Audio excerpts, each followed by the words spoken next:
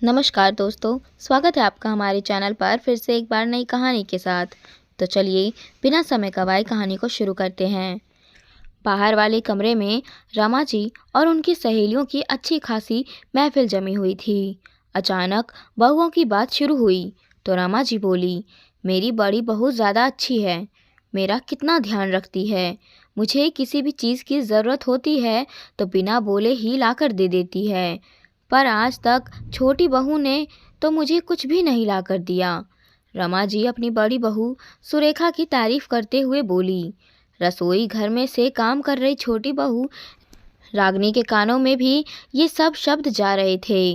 पहले तो फिर भी उसे मुझ सुनकर बुरा लगता था, पर अब तो शायद वो इन सब चीज़ों की आदी हो चुकी थी, इसीलिए निरंतर अपना काम किए जा रही थी, जैसे कुछ हुआ ही नहीं हो। पता था चाहे उसमें लाख बुराई ही क्यों ना हो, काम तो उसे ही करना है और नाश्ता बनाकर उसे ही परोसना है, वो भी उन लोगों के लिए जो जो बाहर बैठकर उसकी बुराई पुराण बोल भी रहे हैं और सुन भी रहे हैं। और फिर सबसे बड़ी बात ये भी थी कि अधिकतर खरीदारी सुरेखा भाभी ही तो करती थी। वो तो घर में रहकर घर का काम संभालती थी।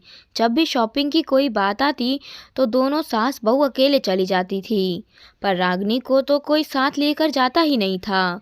आखिर उसके पीछे घर का काम जो रुक जाएगा, ऐसे में तोहफे भी तो बड़ी बहू ही खरीद कर लाएगी। वो मन ही मन सोचने लगी, आखिर तोहफे वाली बहू अक्सर सेवा करने वाली बहू पर भारी पड़ जाती है। मम्मी जी हर समय सुरेखा भाभी की तारीफ करती रहती है, जबकि सुरेखा भाभी कभी उन्हें एक गिलास पानी उठाकर तक नहीं देती, और यहाँ दिन भर वो लगी भी रहे और उसकी कोई वैल्यू नहीं है।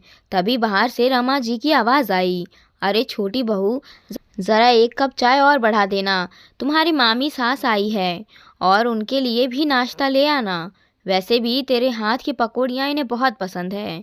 चलो ये तो अच्छा है कि मम्मी जी ने कुछ तारीफ तो की, किसी और के बहाने ही सही, कम से कम बोली तो सही कि मैं कुछ अच्छा बनाती हूँ। मन ही मन सोचती हुई रागनी नाश्ते और चाय की ट्रे लेकर बाहर आ गई।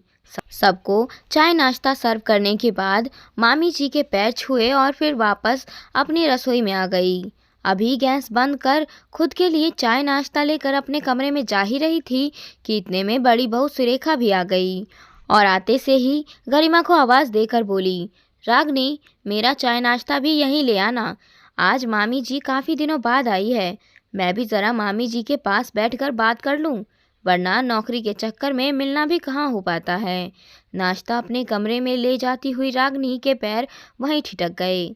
तभी मामी जी बोली, अरे सुरेखा बहू, हाथ मुंह धोने तो जाओगी ही, अपना नाश्ता भी ले आना। रागनी भी कब से काम में लगी हुई है। अरे भाभी, उसे क्या करना होता है, दिन भर घर में ही तो रहती है। बड़ी बहू को तो बाहर जाकर कमाना भी पड़ता है, कितना थक जाती है। अचानक रमा जी बीच में ही बोल पड़ी। अब जब सास ही बोल रही है तो भला मामी सास की क्या औकात कि वो बीच में बोल दे। पर फिर भी मामी सास हिम्मत करके बोल ही दी, जी, घर में काम करने वाला भी थक जाता है, घर का काम भी तो आसान बात नहीं होती है। अरे तो सिर्फ चाय नाश्ता लाकर पकड़ाना ही तो है, भला वहाँ से यहाँ आकर देने में कोई थकता है क्या। आखिर रमा जी अपने पक्ष में बोली तो मामी सास चुप हो गई।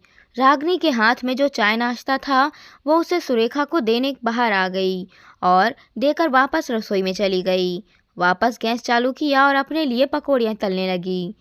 पकौड़ी तलकर गैस बंद कर अपने लिए चाय और नाश्ता लेकर बाहर वहीं पर आ गई जहाँ सब लोग बैठे थे। देखा तो सुरेखा सबको नई साड़ी खोलकर दिखा रही थी। सभी औरतें साड़ी देखने में मगन हो थी। वहीं रागनी एक कुर्सी पर बैठकर अपना नाश्ता करने लगी। तभी सुरेखा बोली, मुझे तो ये साड़ी देखते ही पसंद आ गई, तो सोचा क्यों ना मम्मी जी के लिए लेकर चलूं, मम्मी जी पर ये ज़्यादा अच्छी लगेगी। ये सुनकर रमा जी सुरेखा की बलियां लेते हुए बोली, देखा मेरी बड़ी बहू मेरा कितना ध्यान रखती है, खुद की शॉपिंग के लिए गई थी पर मेरे लिए भी साड़ी खरीद कर लाई है। उनके ऐसा कहते ही रागनी के हाथ जहाँ थे वहीं रुक गए। वही सुरेखा मुस्कुराने लगी। तभी मामी सास बोली, क्यों जीजी? छोटी बहू भी तो कितना ध्यान रखती है आपका। आपका हर काम तो वही करती है। अरे भाभी, अब ये घर में रहती है तो काम तो उसी को करना पड़ेगा ना। रमा जी ने उत्तर देकर उन्हें चुप करा दिया। तभी एक कागज का टुकड़ा नीचे गिरा।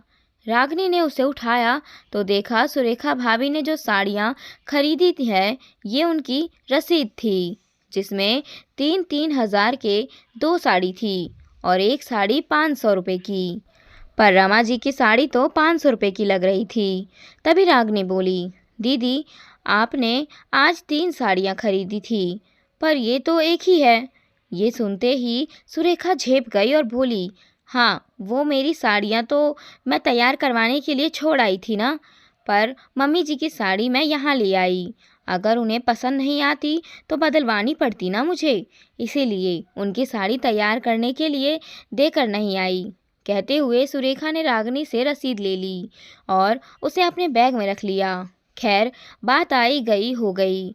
कुछ दिनों बाद रमा जी का पैर फिसलने से फ्रैक्चर हो गया। अब अपने ज़रूरी कामों के लिए भी अपनी बहू पर निर्भर थी। ऐसे में छोटी बहू ही उनकी सेवा कर रही थी। पर अभी भी उनकी आंखों से बड़ी बहू के तोहफे की पट्टी नहीं हटी थी। सुरेखा उनके लिए गाउन खरीद के लाई थी और उन्हें दिखाते हुए बोली, देखिए मम्मी जी, मैं आपके लिए गाउन खरीद कर लाई हूँ। आपको साड़ी पहनने में दिक्कत होती होगी ना, इसीलिए आप अब से गाउन पहनो। उसकी बात सुनकर रमा जी खुश हो गई। इतने में मामी सास उनसे मिलने के लिए आई। उन्हें देखकर रमा जी बोली, देखो भाभी, सुरेखा मेरे लिए गाउन खरीद कर लाई है। कितना ख्याल रखती है मेरा। मेरी तकलीफ़ तो इससे बिल्कुल देखी ही नहीं जाती है। हाँ, वो तो मुझे दिख रहा है जीजी। अब आपकी तबीयत कैसी है? तबीयत तो ठीक है भाभी, पर अभी उठकर अपने काम नहीं कर पाती हूँ, कहकर उन्होंने रागिनी को आवाज़ लगाई, छोटी बहू, मुझे बाथरूम जाना है, जल्दी से आ ज़रा। लेकिन रागिनी नहीं आई। ये देखकर उन्हें दोबारा उसे आवाज़ दी, छोटी बहू, कहाँ रह गई तू? तभी मामी सास बोली, अरे जीजी, रागिनी नहीं आ रही है तो क्या हुआ? सुरेखा भी तो यहीं खड़ी है, वो ले जाएगी आपको बाथरूम। उनकी बात सुनते ही सुरेखा सक पकाते हुए बोली, अरे मामी जी, मेरा फ़ोन बज रहा है, एक ज़रूरी फ़ोन आने वाला था, बस मैं अभी आई। बिना जवाब की प्रतीक्षा किए सुरेखा फटाफट कमरे के बाहर निकल गई। यह देखकर रमा जी हैरान रह गई, जबकि मामी सास बोली, क्या हुआ जीजी, आपकी तोहफे वाली बहू ने निहाल नहीं किया? अरे बस भाभी, वो आती ही होगी, उसका ज़रूरी फ़ोन आया था ना, कहकर रमा जी दरवाजे की तरफ देखने लगी। ये देखकर मामी सास बोली, जीजी, आप इंतज़ार ही करते रहो, वो नहीं आएगी। क्या एक फ़ोन आपसे ज़्यादा ज़रूरी हो गया? आज तक आपकी बड़ी बहू ने आपको पानी का गिलास भी नहीं उठा कर दिया है, जो वो आपको बाथरूम तक लेकर जाएगी। उनकी बात सुनकर रमा जी कुछ कह ही नहीं पाई। जीजी, रागिनी को तो मैंने बाहर फल लेने भेजा है। आते समय मैं आपके लिए फल नहीं ले पाई थी, इसीलिए वो नहीं आई। और अब आपकी बड़ी बहू भी नहीं आने वाली, तो चलिए मैं ही आपको बाथरूम ले चलती हूँ। कहते हुए मामी सास रमा जी को सहारा देते हुए बाथरूम तक ले गई। वापस लाकर उन्हें वापस बिस्तर पर लेटाते हुए मामी सास बोली, जीजी, मैं बुराई नहीं कर रही हूँ। तोहफे तोहफे देने वाली बहू के सामने आपको काम करने वाली बहू नहीं दिखती, लेकिन आपकी ये जो तुलना करने की आदत है ना, ये आप पर भारी पड़ जाएगी, अगर किसी दिन रागिनी ने भी अपने हाथ खड़े कर लिए तो। उनकी बात सुनकर रमा जी ने कुछ नहीं कहा, पर इतना ज़रूर हुआ कि अब उन्होंने बहुओं में काम बराबर बांट दिया। अब तोहफे वाली बहू को भी बराबर काम करने पड़ते थे, इसीलिए उसने भी धीरे धीरे तोहफे लाने बंद कर दिए।